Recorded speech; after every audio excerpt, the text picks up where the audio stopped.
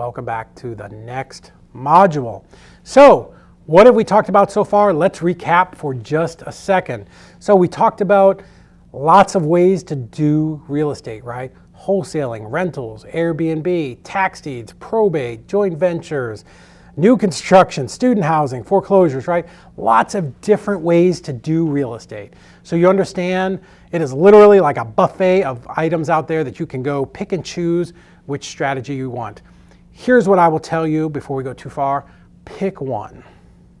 If you want to know how to fail in real estate, and this is really, especially when people start their careers, they jump around and try to do a lot of different things. Find one that you like, that resonates with you, that you are good at, right? And that's what's great about real estate is, depending upon your personality type, there are a lot of ways to invest in real estate that are gonna feel right for you, right? If you're a super introverted person, being a wholesaler may not be what you wanna do because you gotta go out and talk to a lot of people, right? But if you're a yappy guy like me, and you never shut the fuck up, wholesaling is great, right? Because I want to go out and talk to buyers, and I want to talk to sellers, and I want to do stuff, right? I want to make stuff happen. I've kind of got a little bit of that hustle mentality. So we talked about lots of ways to do real estate. We talked about our company, right? We're a nationwide wholesale company, Nationwide Property Liquidators. So we talked about us being like just a marketing company at our core. We're marketing for sellers, we're marketing for buyers, and we talked about how being a wholesaler was different from being an agent. Next, we got into how to find a deal, right? No money down ways to find a deal, all the way up to high dollar PPC, SEO, Facebook, lots of different ways to generate leads, right? Because in this business, remember, marketing company, we've got to generate people that we can talk to. You have to talk to people to be in this business at some level, right? So again, depending upon time or money, which one you've got more of will be which strategy you start with. Last module, we talked about how to comp and negotiate with a seller, right? We need to understand what the condition is, the size of the property, the age of the property, what we think that property is worth fixed up, and we need to negotiate it down to a number where we can make an assignment fee, sell that contract to an end investor, and then that investor can turn around and rent the property and make money on it, fix it and flip it, or they can do any one of those strategies, right? So now what we're going to talk about is how you can really get started in this business with no money down, because that's what we promised you in this free course. So let's go over to the big board and talk about it just a little bit. Okay, so again, we're going to talk in some general terms here. These are your top 4 ways to get started with, really no money down in real estate. So I'm going to give you 4 different examples here. No money down deals, right? In this, let's pick a color. What color do we want to use this time? Let's use green for money. How's that sound? So, no money down, right? So in this case, we're talking to a seller. Let's just say the seller owns this property free and clear, meaning they have no mortgage on it. So we're going to make a deal where instead of me going and getting a bank loan, that seller is basically going to loan us the money. Now, they're not really going to give us the money, but we're going to write a mortgage and we're going to purchase the property and start making payments to them, right? So this is a seller finance deal.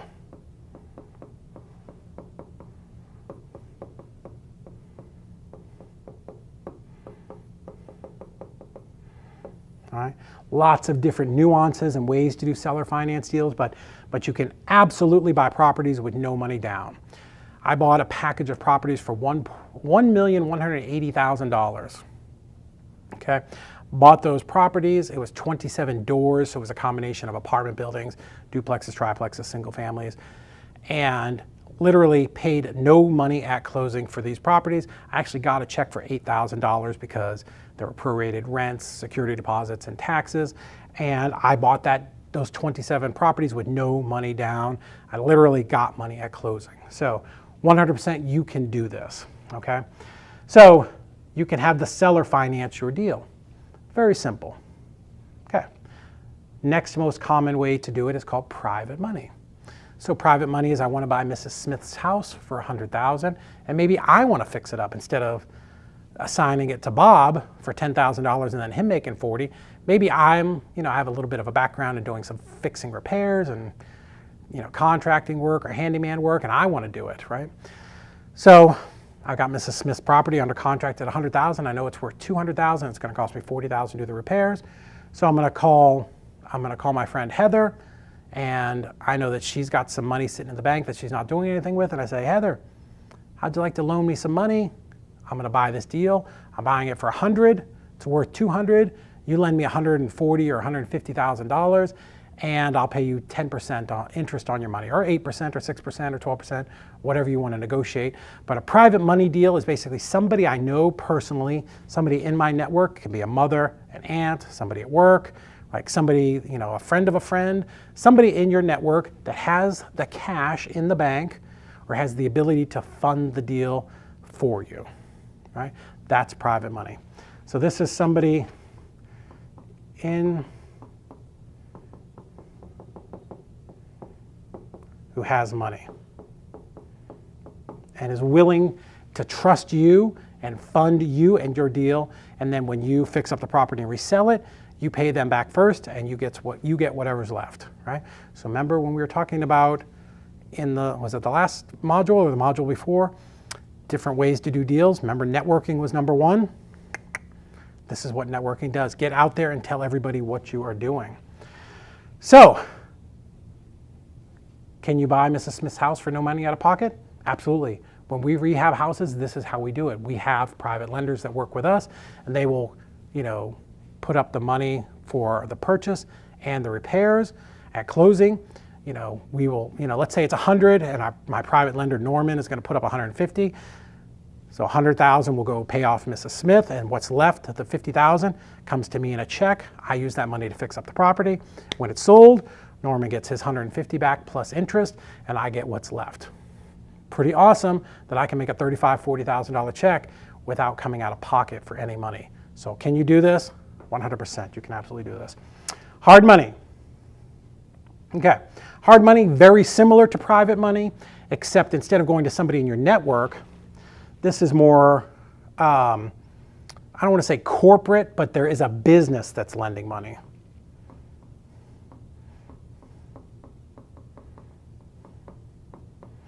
Right, so maybe with your private money guy, you're borrowing it from 8 to 12%, right? And again, this number is whatever you negotiate with somebody. So with private money, this is a negotiable number.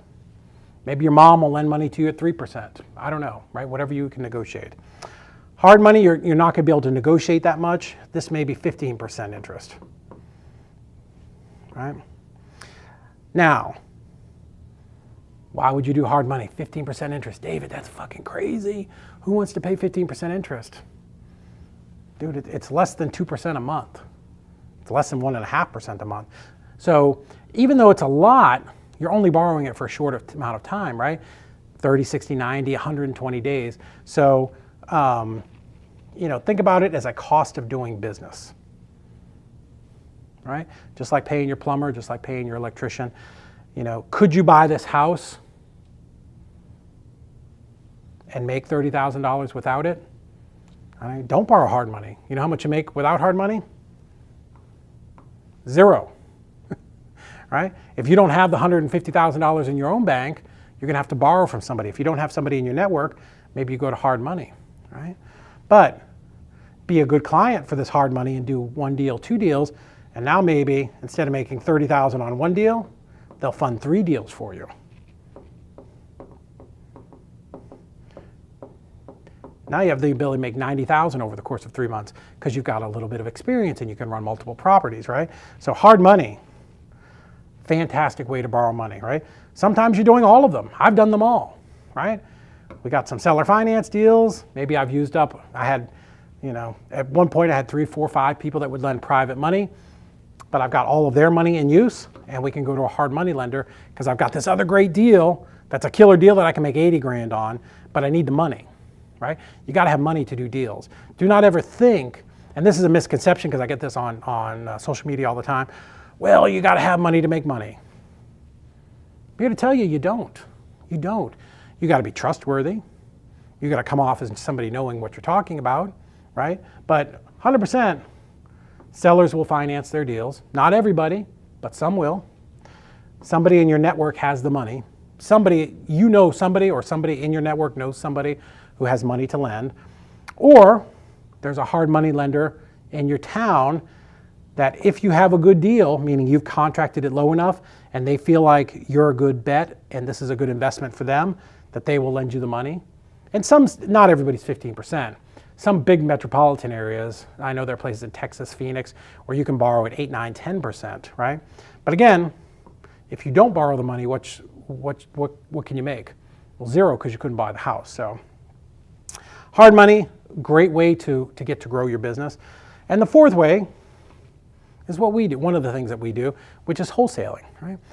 If I know that there's a distressed seller on my street, right? Somebody for some reason needs to sell a house, and I walk down there and I talk to them and I negotiate a deal. We draw up a contract, plenty of free contracts online.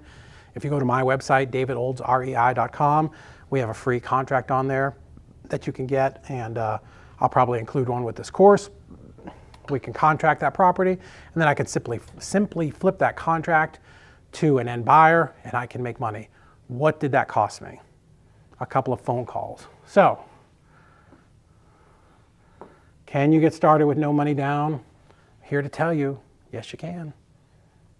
It's not that hard. It takes a little bit of training, a little bit of creativity, a little bit of ingenuity and some hustle, but you can do every single one of these strategies. So go out there, take some action, massive and perfect action, and get some deals, get them under contract. If you don't want to, you want to contract the deal and you want somebody else to sell it, find somebody in your local market to JV with, which means joint venture. That's all that means. Or you can get a hold of me at jvwithnpl.com, submit your deal, we'll review it, tell you if you've got a deal, and help you sell it. But go out there, take some action, get started. You do not need money to make money in real estate, so I want to see you getting some deals and being successful.